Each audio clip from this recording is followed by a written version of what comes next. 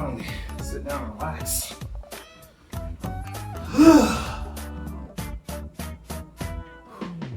Alright, let's see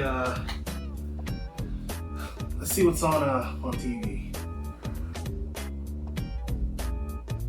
No. Seen it.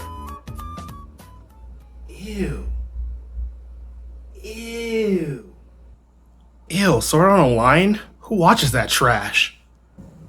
Come on, people have to have much better taste than that. Seriously, who wants to watch Sword Art Online? It's trash. Don't you think you're being a little too harsh there? Who are you? Don't worry about who I am. How did you get in my house?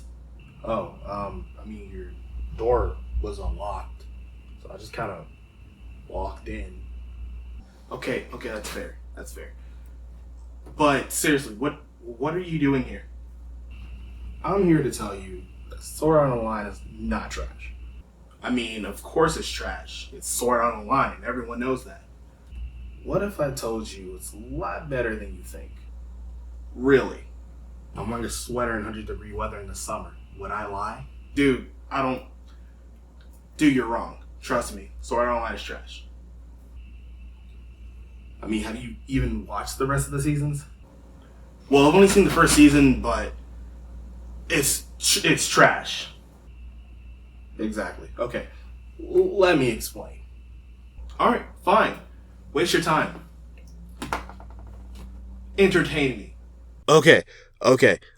Let me explain. So the age-old meme in the anime community is the hate and disdain anime watchers have for Sword Art Online. At one time, it felt like if you didn't hate SEO, you had terrible taste in anime. Now, I'm sure you're thinking, but Gizmo, it has terrible plot holes, extremely convenient Deus Ex Machinas, and Kirito's broken, or the fact that him and Austin's child has the ability to jump from game to game to hack and help them, which doesn't make any sense, or that Kirito reviving after dying through sheer willpower could have been done so much better. And wait, what was I talking about? Now, while you're not wrong, going back to rewatch the series and prep for the final part of Alicization got me thinking, maybe it's not as bad as some people remember? Guys, come on, guys, seriously, it's not that bad. Wait, just let me finish. Now, of course, I don't think it's the perfect show. That's reserved for this beautiful beast right here. It's so beautiful. And of course it has its flaws, but really think for a second. Do they really outweigh its good points that drastically? While SAO did have its bad drunken mishaps, it still did a great job of creating an immersive world inhabited by people whose lives, at one point revivable and free, are now in peril due to the nature of the death game they inadvertently became a part of. Now, before we get deeper into it, we need to understand exactly why people aren't really too fond of Sword Art Online in the first place. Of course, everything in this video is completely my opinion, and it isn't meant to invalidate anyone else's. And with that said, let's get down to it. Long ago, in the distant past of 2009, series creator Reki Kawahara decides to have his novel published as a light novel by ASCII Media Works under the Dengeki Bunko imprint. This is also the same company responsible for household names such as Shakugan no Shana, A Certain Magical Index, and one of my favorite series of all time, Toradora. Fast forward a bit, and Sword Art has received critical acclaim and success as a light novel, and will receive a manga and anime adaptation. It's at this time where we start to see the general opinion of the show shift.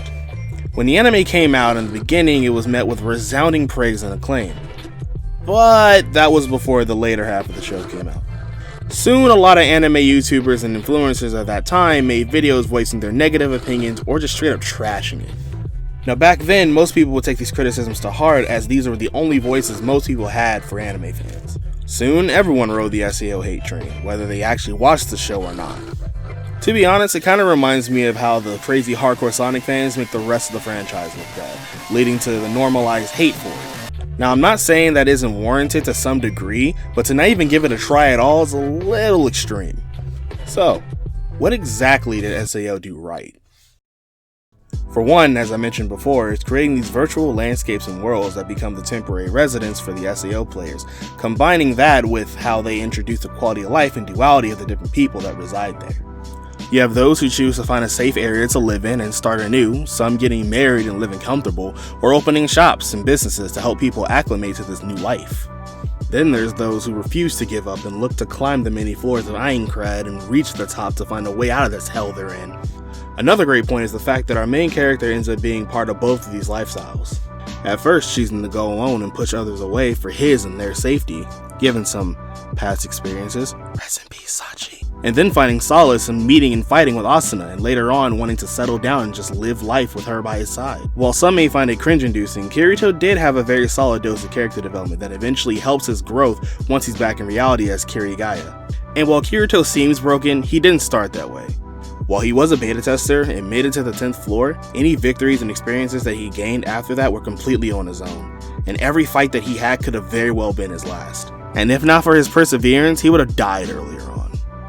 Now I will admit there were some issues with the Alpine portion of the anime, especially the pacing, which is where most people either fell off with or heard the worst from. However, I feel that Season 2 and Alicization are much better in terms of pacing, storytelling, and handling of characters, especially Kirito.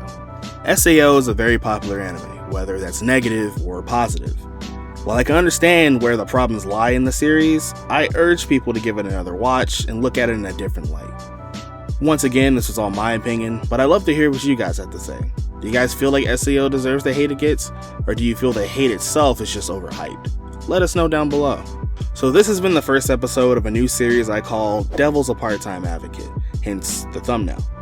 I have more planned, but if you guys have any other popular anime opinions, or unpopular, drop them down below. And if you guys love this type of content, consider liking the video, and as always, if you're feeling really frisky, drop us a sub. But I've been Gizmo, this is WeebNClean. Remember to stay clean, and I'll see you next time.